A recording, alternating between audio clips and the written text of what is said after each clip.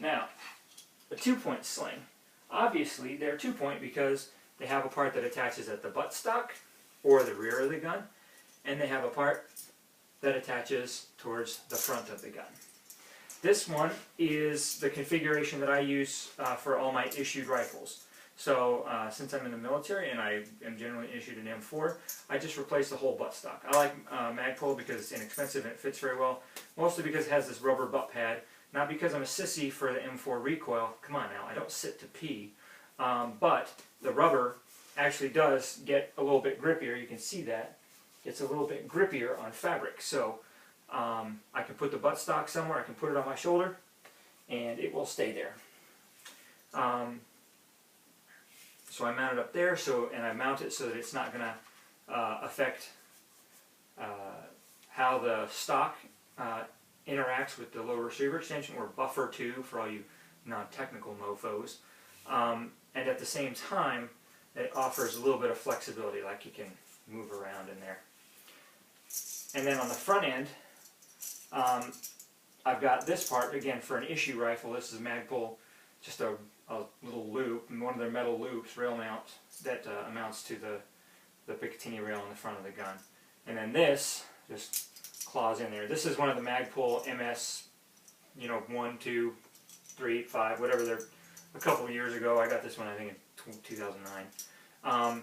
One of the things you'll notice is that when it's metal on metal contact, it's kind of loud and it's kind of jingle jangly. So if you want to not sound like you're accepting donations outside of a grocery store, what you do is you get a piece of 550 cord. Just see, I just cut this off of this gun, and what you do is you just make a little loop, and you tie one end of it to the rail, or the little hole there, and then the other end up here. That way, there's no metal on metal contact, and all you have is a little squeakiness of that. The nice thing about this sling, and the reason I mount this part forward, is that because I'm a right-handed shooter, I can tighten or loosen, or collapse or extend the sling with one hand. I can just reach up there, grab it, pull it in, and I can reach up and grab it and yoink it out. So that really assists me. Now, this will offer a lot more control as far as weapons retention, because you can tighten it up and sink it close to your body, and then you can let go, and the gun is not going to go flopping about like it would with a single point sling. So this is something if I went on extended patrols, or long walks on the beach with a firearm. This is how I would do it, so I could have both hands free, tighten it up against the chest, and then loosen it up when I need to kind of get it up and get it out of the way. I could literally just grab it and pull it out and get my hand in the right section. To do that requires practice. It's not something you don't just buy a sling and then all of a sudden, especially when it has this type of feature, and go, check it out, I'm awesome with it right now. I can do it right now, no practice, screw it, we'll do it live. No, that crap don't happen. This does not happen. So that's that type of sling. That type of 2-point sling that I use primarily for weapons retention. Now, the last type of sling is also a 2-point sling. Again, I only use single point or double point. Single point, 2-point, 1-point, 2-point, red point, blue point, whatever. And this is one that I use for positional shooting, to assist in my positional shooting. It's a little bit longer in length and is made by Tab Gear. This one is specifically meant for to assist in positional shooting for the precision marksman. Let's start on the end. This end attaches towards the muzzle end of the firearm, and this one has a QD thing on there. It's got a single, and you can adjust the length a bit here, and then it's got this little guy, a figure 8 slider. One of the things to note here is that the figure 8 slider doesn't actually control the length of the firearm. It just controls the size of that little loop right there. A small loop, slide it out, and you got a big loop. That comes into play in a minute. And then next on the list is a quick detach, and then another single piece that has 2 figure eight, metal figure eights, and this is where you can control the bulk of the length as far as how close to the body or how loose against the body you want it to set. Another QD point, or not QD, but another, you know, whatever the heck those things are called. Grippa tabs, a Grippa frog, what are they called? ITW Nexus, and then some sort of clock thing on it. Oh, that's when it was made. Alright, and then the last part is this very firm, kind of all folded over and, you know, bar tack sewn, and then another QD. Now the neat thing I like about this is that this is configurable to fit any kind of firearm.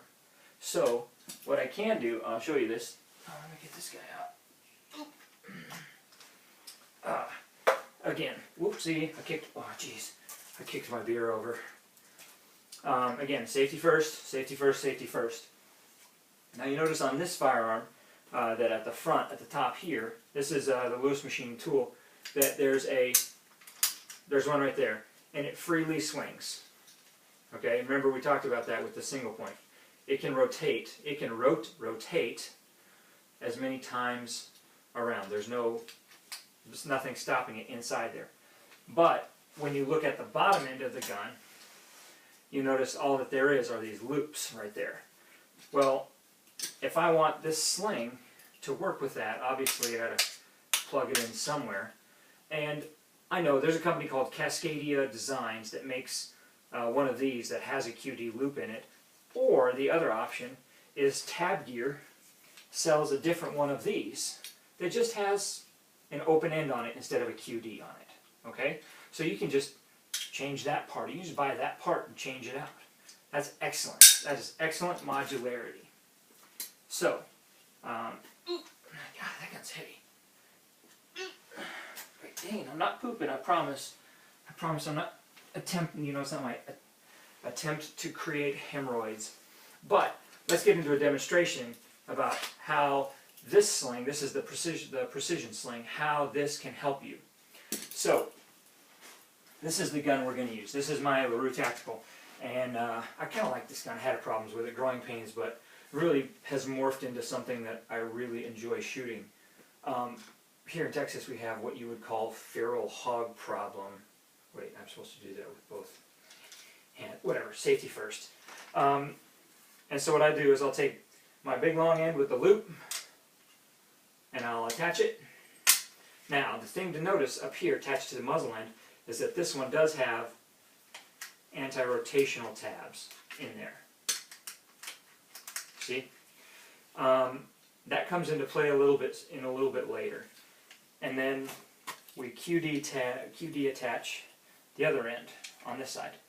Now, somebody is probably going to ask, because somebody always asks, dear Belly, why, if you're right-handed, did you just put that on the right hand of the gun? I'm glad you asked. So check this out. We'll get that into the second. Don't get greedy. I don't even know if that fits, but it's just good advice. Don't be greedy, and don't get greedy if you're not greedy already right now.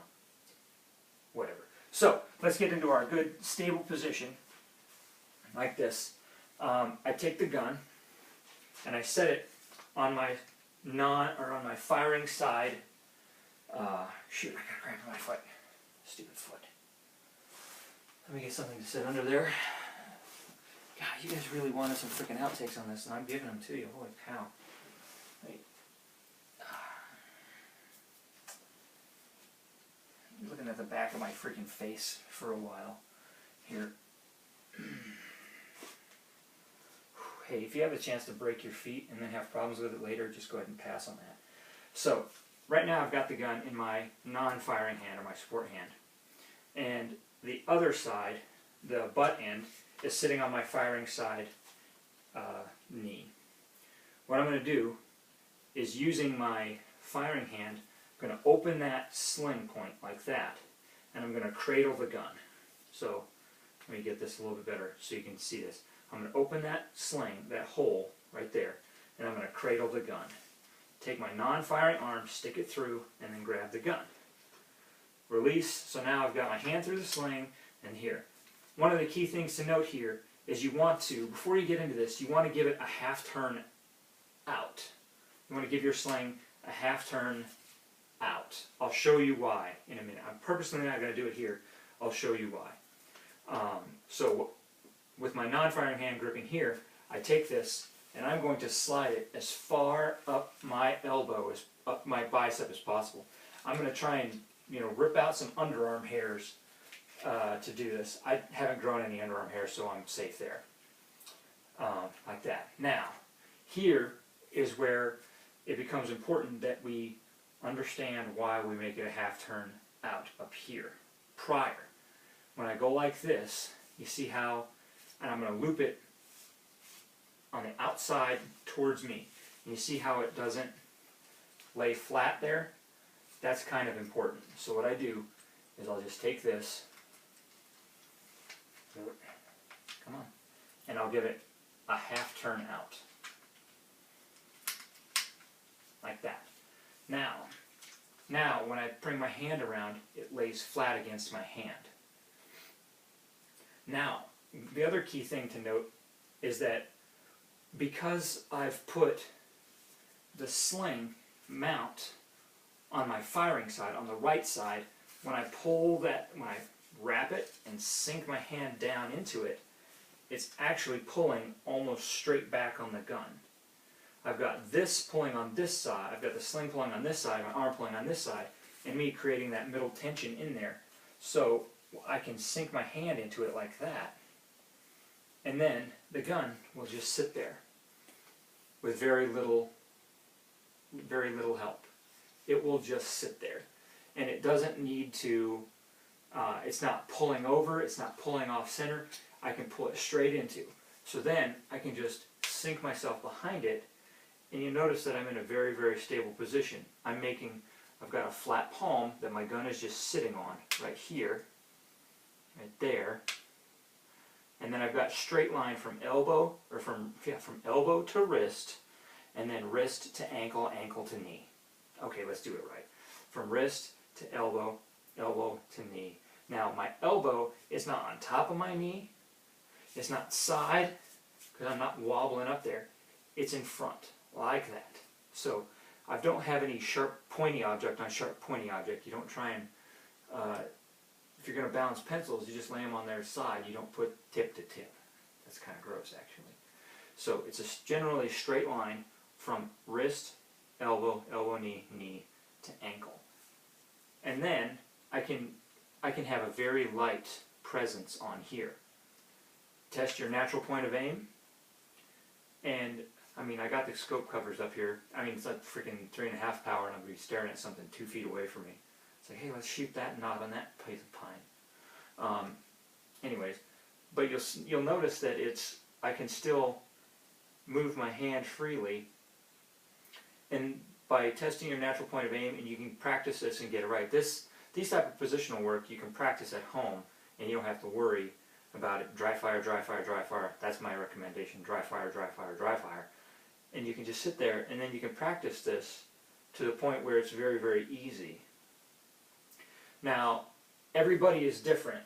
For me, and I'm speaking specifically about how to balance. Some people, let me put this back, put this down. Some people would, oh, it's going to fall if I do it that way. Don't fall, gun. You already fell in the last video, the first attempt at making this video. Some people want to put their weight over this. Some people want to set their weight more back on their tail foot, their strong side foot, or your firing side foot. Do what is most consistent for you, and your bullet will tell you what is most consistent. I've been pretty lucky and pretty successful at positional shooting, but I don't say cheat, but I make sure that when people talk to me about positional shooting, that I do it when there's no time limit. You know, it takes time to set this position up correctly. It takes time. I have to set myself up, I have to check my natural point of aim, and you know, I'll set the gun up, I'll close my eyes, I'll get a couple breathing cycles, and then I'll just open my eyes, and if I'm pointing in some crazy direction, I'll just, you know, stand up and adjust myself so that it does that, so that I can get myself oriented in the correct direction so that my natural point of aim is as close as possible to where I need it to go. And other than that, that's kind of what I use, what I do, and how I use slings. You know what? I can actually set. Let's do a demonstration. Let's go back to this is our Daniel defense again. Safety kids, put a block in there and check it, check it, check it. Of how I use the single point sling. So what I do is take my non-firing, throw it over there so it goes diagonally, and then I get my eye relief set up right there. And again, I know it's closed. But what I'll do is I'll go keep it up like this, or I'll make a good triangle. And then when I need to switch, I can either go like this, and you'll see that that just is not in the way. Let's do it a little sideways. So from here, I can go, and I can switch, and my sling is not in the way. But should I need to release the gun for any reason, it hangs on. It's just really floppy though. So, and because it's really floppy like that, that's why I don't like this for if I'm going to do any extended patrolling, walking around for a really long time, because it is the gun just kind of flopping on this one single point in there. And the possibility of knocking yourself in the pounder plums with your own rifle is there. And although hilarious, it is really embarrassing when you're on the floor crying because you can't control your own gun to the point where you're not hitting the old bait and tackle. So, yeah. Now, you guys missed it. I drank my beer. This is my beer. It's Perform beer. Yeah, Perform beer. I used that in my last video, or my last attempt at making this video. And if you guys missed it, that's your own dang fault. Anyways, that's the belly. I'm the belly. And that's Slings. Good luck.